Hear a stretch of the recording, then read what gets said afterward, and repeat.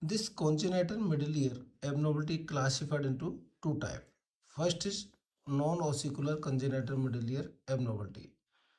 Second is the ossicular abnormalities. Non-ossicular or ossicular.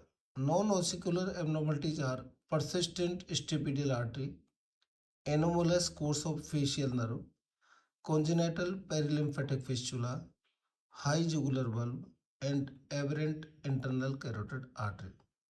These are the non-ossicular congenital middle ear abnormality. They may be symptomatic or associated with ossicular congenital deformity. Now come to the ossicular congenital deformity.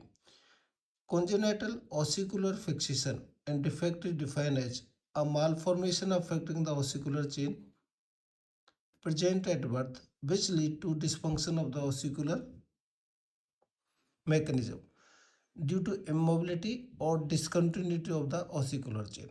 This ossicular middle ear abnormality classified into two types: major malformations and minor malformations.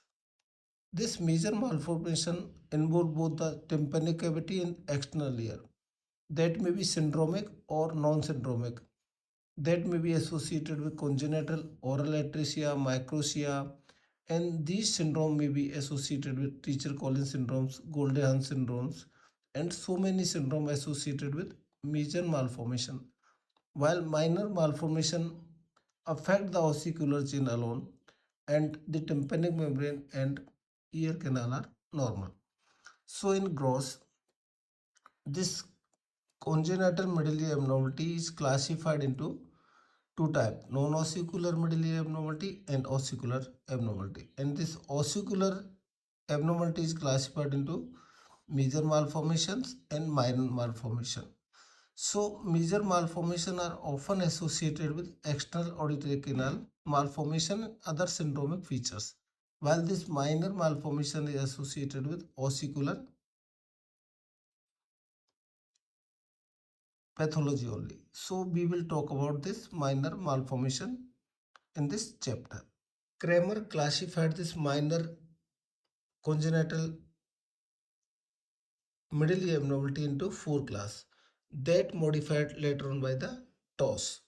So four classification put by the this Kramer.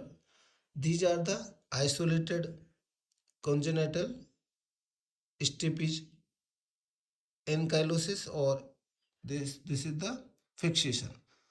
These cases are about found in 30% of the cases. Second category is stapes ankylosis associated with another congenital ossicular chain abnormality. That is most common pathology in minor ossicular deformity, about 38%. Third category is congenital anomaly of the ossicular chain, but mobile stapes foot plate is present. And third one is congenital aplasia or severe dysplasia of the oval and round window. These are the four category according to the Kramer. Later on, TOS added and subclassified this classification. In isolated congenital stapes ankylosis or fixation, there are two types. One is footplate fixation, second is stapes suprastructure fixation. In footplate fixation, that may be normal stapedial arch, monopodial stapedial arch, or monocrural stapedial arch. While in stapes suprastructure fixation, there may be elongation of pyramidal eminence. Stapes pyramidal process bony bar will be there, may be there.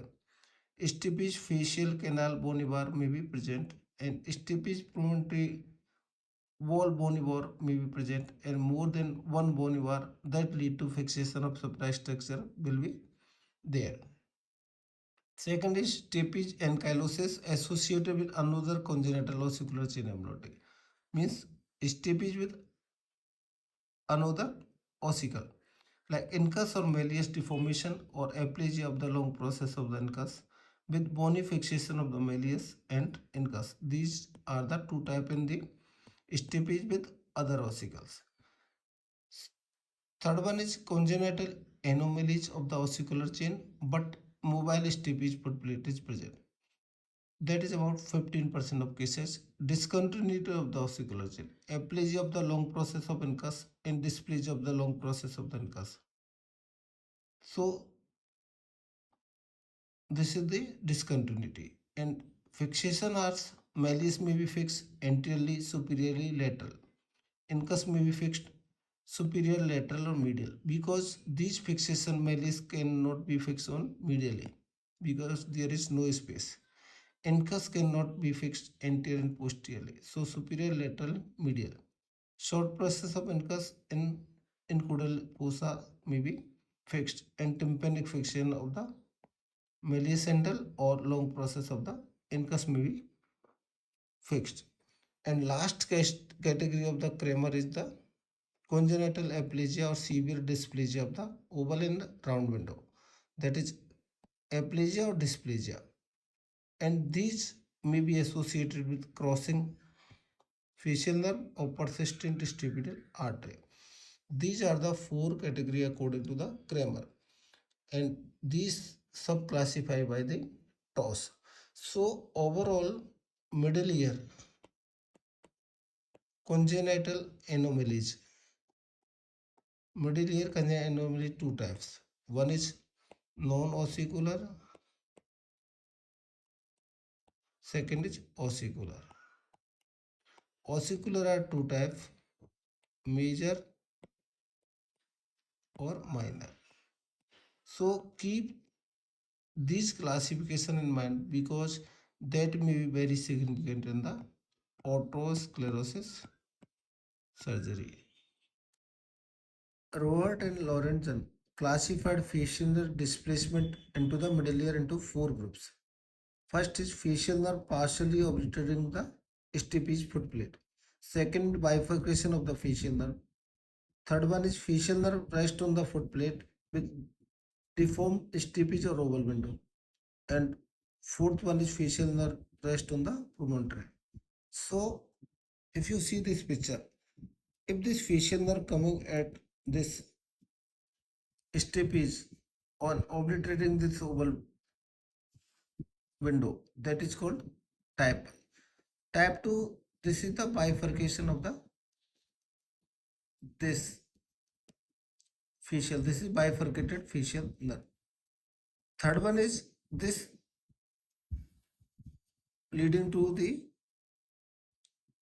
below the oval window and rest on the foot plate with deformed stapes, or this stape is deformed with the deformed oval window.